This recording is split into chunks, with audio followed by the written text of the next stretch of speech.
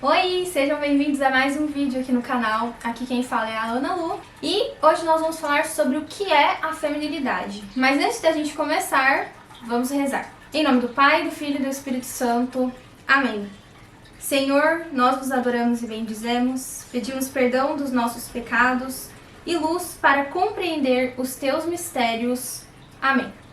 Como eu disse pra vocês, o nosso papo de hoje será a feminilidade. E nós vamos começar uma espécie de série para falar sobre vários temas de feminilidade aqui com vocês. Então, nos próximos vídeos vocês têm que ficar ligados para assistir tudo que a gente vai falar e abordar dos temas da feminilidade, como ser mais feminina. Mas para começar, é bom que a gente entenda o que é a feminilidade propriamente dita. E eu vou começar aqui com vocês explicando o que o dicionário da língua portuguesa nos diz que é a feminilidade. Eu acho que é um bom lugar pra gente começar. Nada melhor do que recorrer à explicação do dicionário pra gente já ter uma base do que é a feminilidade. Se você tá gostando do meu canal, se você gosta dos meus vídeos, eu te convido, antes da gente começar o conteúdo, a se inscrever, a deixar o seu like e deixar o seu comentário também.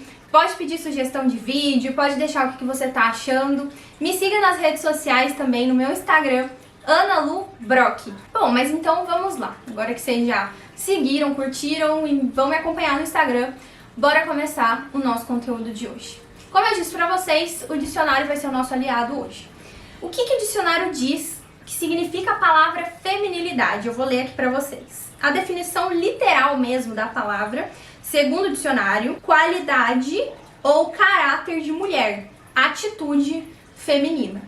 Essa é a explicação que o dicionário dá pra gente. Então, a feminilidade nada mais é do que a expressão física, a expressão espiritual, psicológica das características femininas.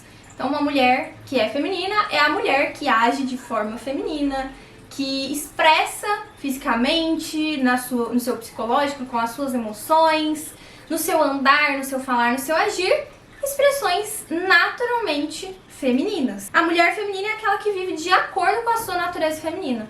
Então ela se veste de forma feminina, ela age de forma feminina, ela pensa de um modo feminino, as suas emoções são expressadas de um modo feminino, o seu andar, o seu falar, o seu agir, enfim. Mas agora eu quero um papo um pouco mais filosófico com vocês, né? Porque vocês sabem que eu estudo filosofia e não poderia deixar de tratar sobre filosofia aqui com vocês nesse tema tão abrangente que é o tema da feminilidade. O que é natureza feminina? Existe uma essência feminina? Eu quero convidar vocês a meditar isso comigo e adentrar nessa reflexão, tá? Então eu vou fazer uma pergunta muito importante que eu quero que você preste muita atenção e me responda com sinceridade aí. Se quiser até comentar, pode ficar à vontade. Então vamos lá, a pergunta é a seguinte. Nós podemos dizer que a feminilidade é uma criação da sociedade, uma construção da cultura da sociedade em que a gente vive, ou de fato existe uma natureza feminina que, independente do lugar ou da sociedade ou do tempo, vai desabrochar? O que eu quero dizer com isso? Será que realmente nós nascemos neutros e ao longo da vida, de acordo com as nossas ações e na forma como a gente vive, a gente vai se tornando mulher? Ou será que nós nascemos mulheres e vamos, com essa natureza feminina, desabrochando as nossas tendências femininas?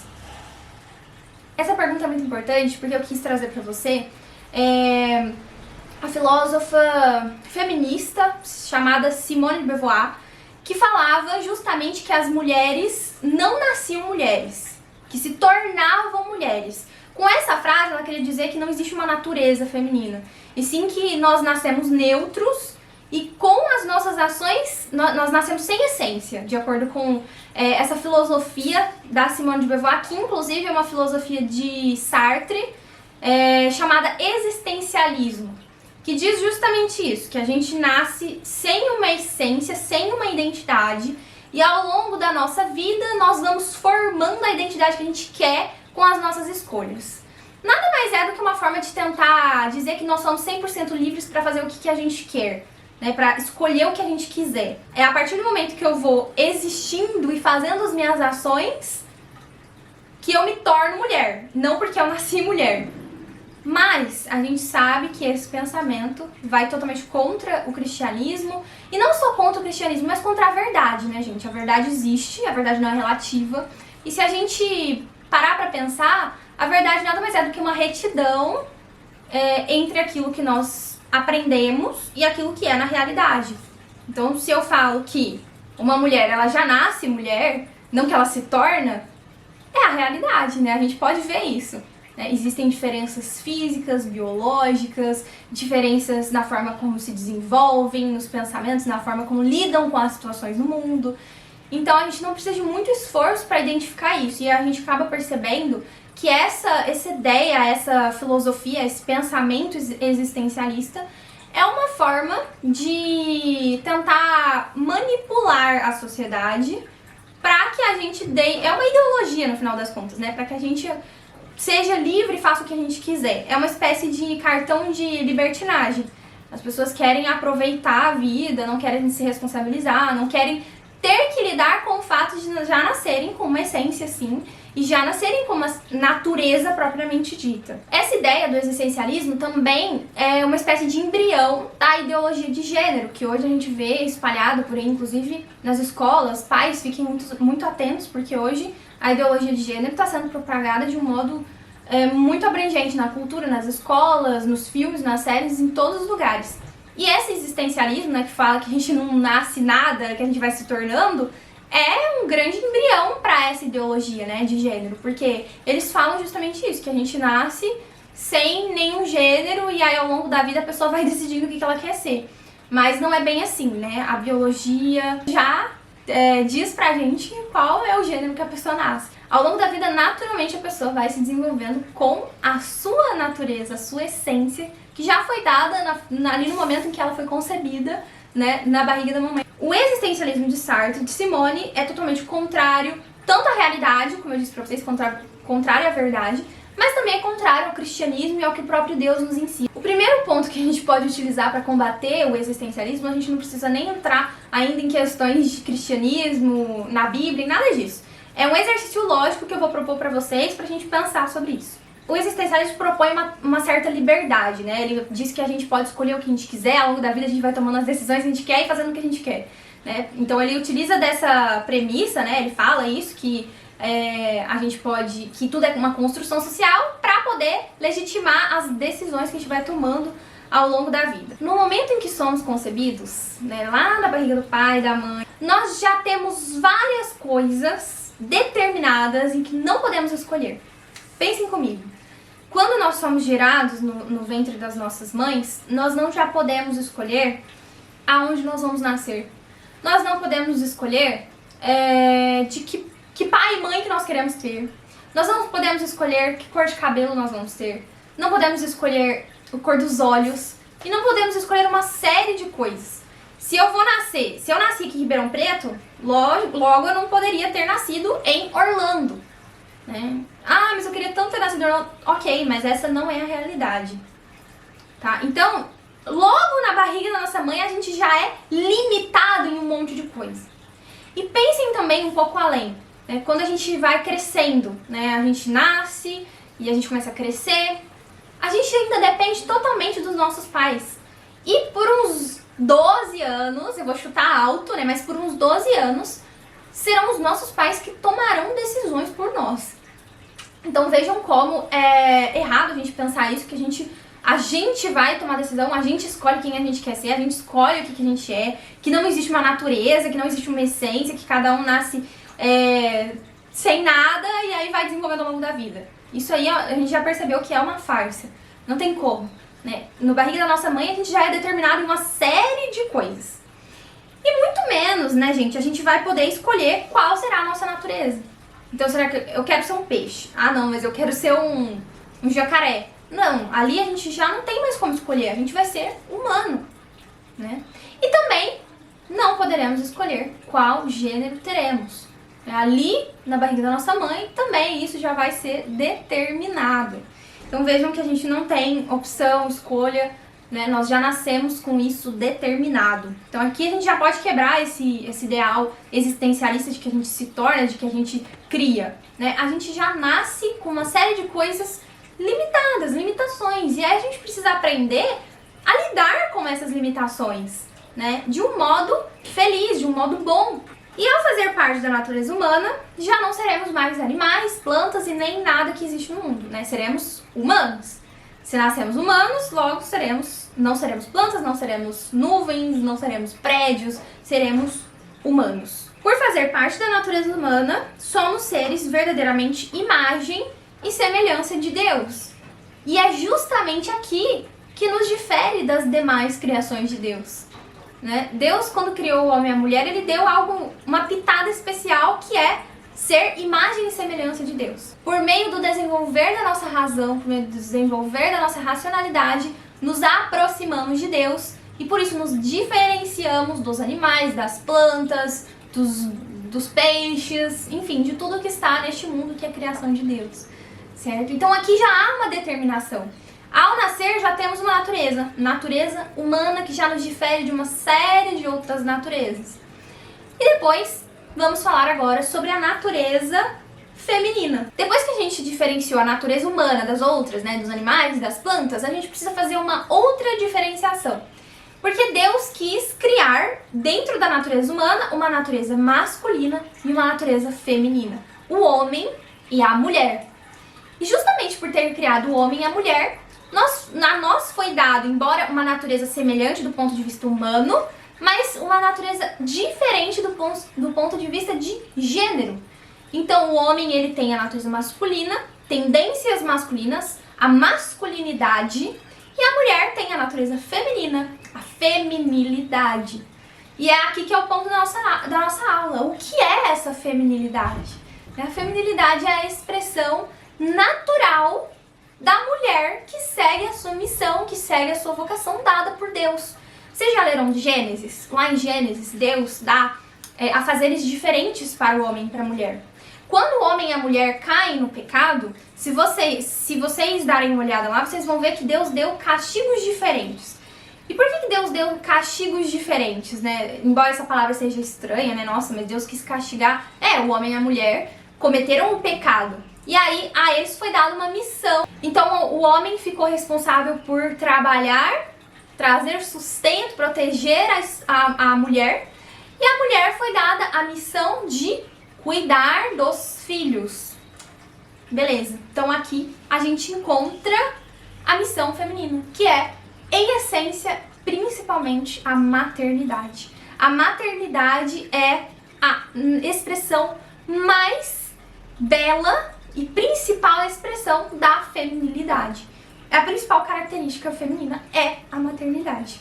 E aí, muitas mulheres vão ficar chocadas comigo, já vão descer nos comentários, falar: Ana, mas eu não quero ser mãe. Ana, mas eu não vou me casar, e agora? Ana, mas e as mulheres da igreja que se tornaram santas dentro de Carmelos, dentro de lugares onde ela não foi mãe? E as mulheres que não são mãe, enfim. Muitas mulheres, de fato, não serão mães biológicas, mas não por isso deixarão de ser mães. Você sabia disso? Toda mulher é chamada a ser mãe e toda mulher precisa expressar a sua maternidade. Senão, ela foge da sua essência, ela foge da sua natureza e ela, consequentemente, será infeliz e ficará distante da sua vocação e da sua missão. Ana, mas como que é possível eu ser mãe se eu não tenho um filho biológico? Ser mãe não significa isso? Também. Mas existem mães espirituais que não são propriamente mães biológicas. Então, vocês que perguntaram, que são e as mulheres virgens, e as mulheres consagradas, e as mulheres que não se casaram, e as celibatárias, e as que não querem ter filhos, enfim. Essas mulheres podem e devem ser mães espirituais, mães espiritualmente. E aí que a gente fala, é um tema para um outro vídeo, da fecundidade das virgens. Como que essas mulheres que estão dentro dos conventos, as freiras, como essas mulheres são fecundas. Quantos filhos espirituais essas mulheres não geram? Me fala aí, você não é filho espiritual de uma Santa Terezinha da vida? Pois é, as mulheres são chamadas a ser mães, independente da forma, né? Seja mãe biológica ou espiritual. Essa é a expressão mais bela da feminilidade, que é a maternidade. E da maternidade vai desabrochando as outras tendências femininas e as outras expressões da feminilidade, que é, por exemplo, a doação. O que uma mãe mais faz quando ela tem um bebê? Ela se doa. Às vezes ela fica sem dormir noites e noites porque ela se doa. E ela tem facilidade nisso, justamente para auxiliar a sua vocação principal, que é a maternidade. E a mãe espiritual, ela se doa horas conversando com seus filhos espirituais, com pessoas que precisam, que necessitam.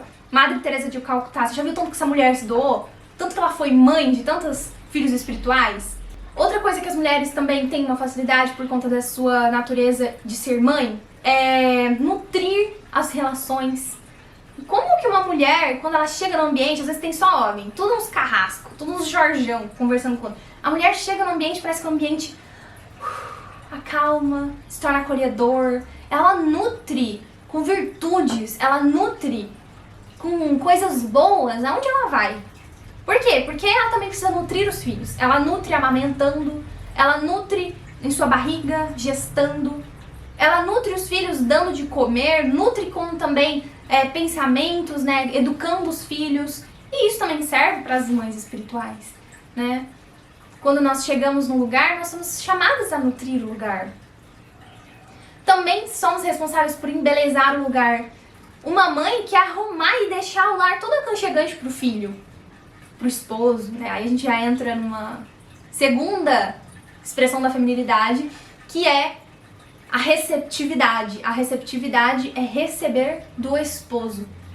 Na natureza a gente vê isso, né? A mulher é quem recebe a semente da qual vai ser gerada um fruto no seu ventre, que é os seus filhos, né? E isso é muito incrível porque a mulher participa do dom de Deus, né? E isso traz uma coisa muito especial às mulheres, né? Ela participa do dom de Deus, que é a criação, gente. Mesmo que não seja biológica, mas ela participa do dom de criar, de nutrir, né? E ela embeleza os lugares.